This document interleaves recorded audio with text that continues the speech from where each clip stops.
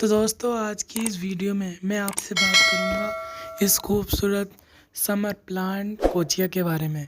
अब summers start हो चुके हैं तो समर्स में तो हमारे पास इतने ऑप्शन नहीं होते हैं फ्लावरिंग के। अपने गार्डन को ग्रीन लुक देने के लिए ये एक बेस्ट प्लांट है, क्योंकि ये गर्मियों में तेज़ से तेज़ धूप में चल जाता है। इसे आप कितनी भी तेज़ धूप में रख दें, जितनी तेज़ धूप में आप इसे रखेंगे उतना ही अच्छा चलेगा। अगर आप इसे शेडेड एरिया में रख देंगे तो ये थोड़ा सा स्लो चलेगा, लेकिन ग्रोथ करता रहेगा। आप इसे उसमें ही रखें, बिल्कुल सनलाइट में। और ये देखिए मैंने इसे एक वेस्ट कंटेनर में लगा रखा है। मैंने इसकी सीडलिंग की थी। सीडलिंग में ही मैंने, जब ये थोड़ी बड़ी हो गई तो मैंने इस कंटेनर के अंदर लगा दिया। उस वक्त मेरे पास कोई पॉट नहीं था, लेकिन अब मुझे लग रहा है कि इसकी रूट्स बहुत बड़ी हो चुकी हैं। अगर मैं इसे इसी के अंदर रहने दूँ तो इसका साइज़ नहीं बड़ा हो पाएगा और ये इतना ही रह जाएगा, इसलिए मुझे इसे बड़े गमले में लगाना पड़ेगा।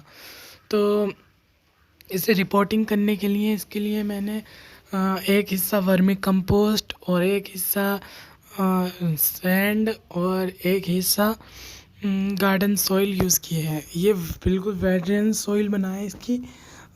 जैसे हम वाटर करें वैसे ही वाटर नीचे से ड्रेन आउट हो जाए, इसीलिए आप इसके अंदर सैंड का उपयोग ज़रूर करें। आप अगर आपकी सैंड नहीं यूज़ करना चाहते हैं तो आप कोकोपीट यूज़ कर लें। और अगर आपकी मिट्टी ही रेतीली है गार्डन सॉइल, तो आप स्किप भी कर सकते हैं दोनों चीज़ों को। तो ये देखिए मैंने पॉट लिया है, 8 इंच का पॉट है ये। तो मैं अभी इसी के अंदर लगाऊंगा, उसके बाद मैं इसे फिर बड़े पॉट में शिफ्ट करूंगा। अभी मेरे पास कोई खाली पॉट नहीं था, इसीलिए मुझे इसी के अंदर ही इसे रिपोर्ट करना पड़ रहा है। अगर आपके पास कोई बड़ा पॉट हो तो आप डायरेक्ट ही इसे बड़े पॉट में भी शिफ्ट कर सकते हैं, लेकिन अगर उसमें रहेगा तो छोटा रह जाएगा, इसीलिए मैं इसे थोड़ा थोड़ा करके बड़ा पॉट में शिफ्ट कर रहा हूँ। तो ये देखिए मैंने इसके नीचे ड्रेनेज होल बना लिए हैं अच्छे से बड़े बड़े।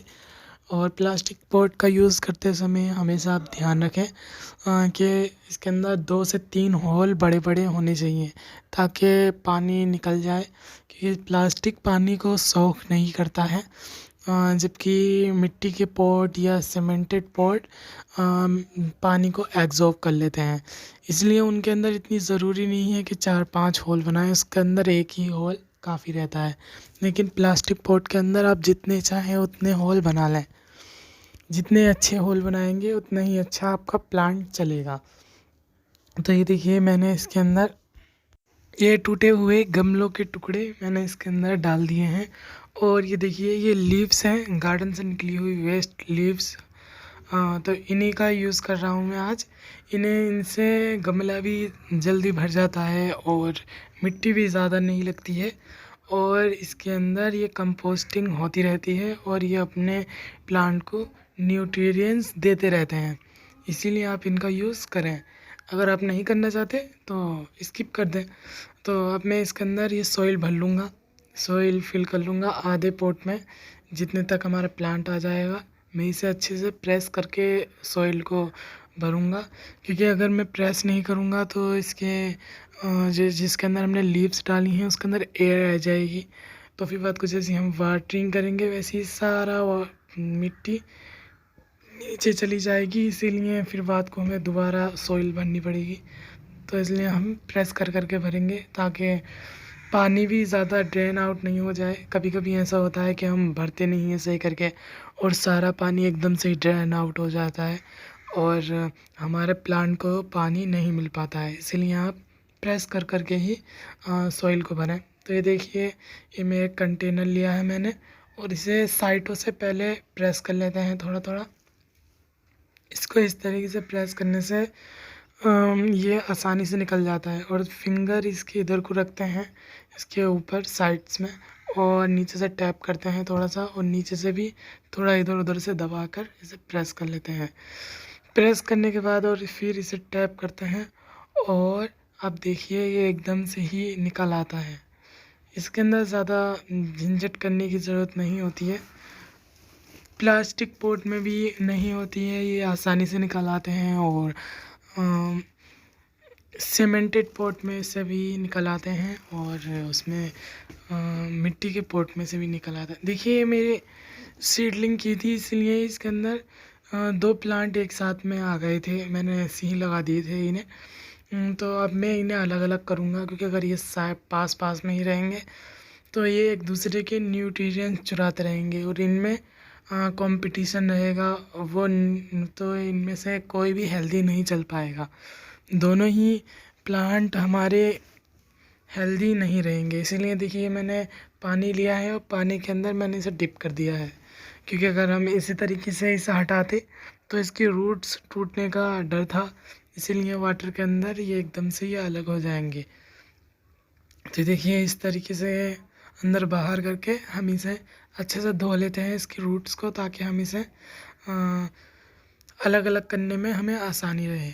तो अब हम इनकी रूट्स को देख के डैमेज नहीं हो पाए, देख देख के हम इन्हें कर लेते हैं, ठीक खोल लेते हैं। और देखिए मेरी थोड़ी सी रूट्स टूट चुकी हैं, डैमेज हो चुकी हैं, क्योंकि मैंने सॉइल में से भी इसे सॉइल हटाने की कोशिश की थी। आप ऐसी कोशिश ना करें, डायरेक्ट पानी में ही डिप करें।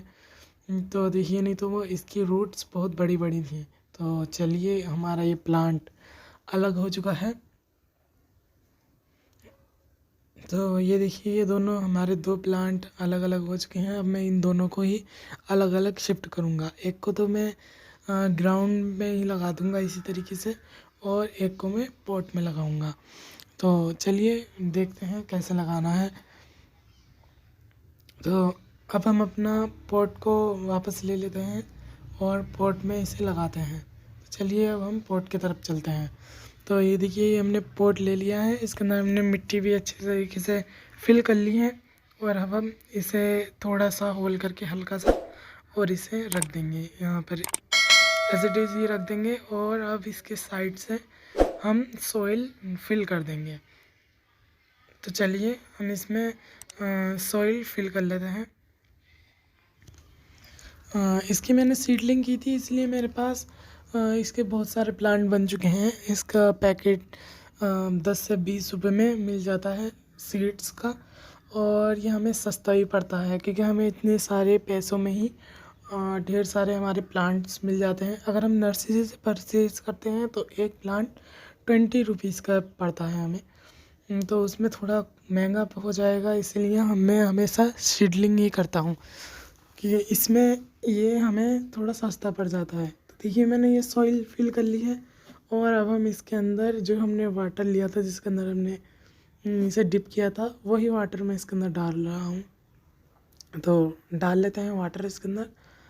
तो पहली बार में वाटर आप इतना डालें कि ये अच्छे तरीके से इसकी सॉइल गीली हो जाए, नीचे से पानी निकलने लगे।